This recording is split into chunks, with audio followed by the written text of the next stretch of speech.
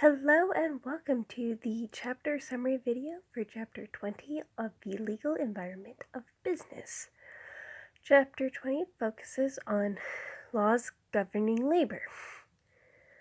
The three laws that legalized unions were the Warner Act, the Taft-Hartley Act, and the Landrum-Griffin Act. The Warner Act says that workers can organize, form unions, and forbids unfair labor practices. The Taft-Hartley Act made that collective bargaining agreements between unions and the owners of the company enforceable in district court. And the Landrum-Griffin Act says how international operations of labor unions should work. Along with the act, the National Labor Board was created, and they do three kind of key things. They monitor the conduct of the employer when the workers are deciding if they want to be represented by a union. They prevent or fix unfair labor practices. They establish the rules, regulation, and interpretation of the acts. One problem that arises when dealing with unions, specifically the employee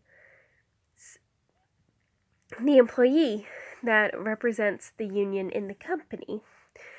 The issue is of firing. Normally, when a person is fired, they're told, "You're fired. Get out." If that employee is the representative of the union, the owner then has to take the extra step to go to the union and show that the employee was being fired for legitimate cause and lack of work, and not simply because that employee was a member of a union. The union has three main ways of showing their displeasure with the owners of a company if the bargaining is not going well.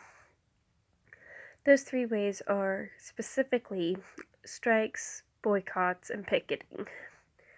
Strikes are a temporary withdrawal of labor. This is what General Motors did recently. Boycotts are the refusal to have any association with a business.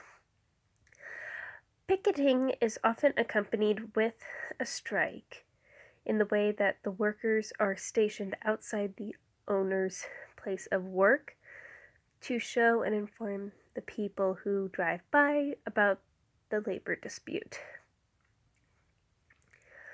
When looking at the global dimension of labor management, there are some great big differences.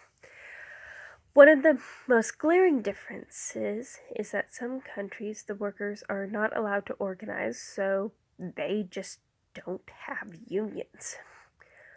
If a U.S. company builds a factory overseas, that factory has to abide not by the laws of the U.S., but by the labor laws that are designated by the country that the factory is built in.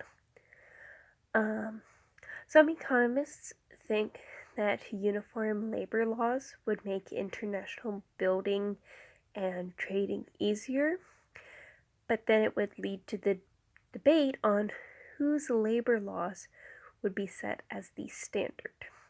This has been a chapter summary of Chapter 20 on the legal environment of business.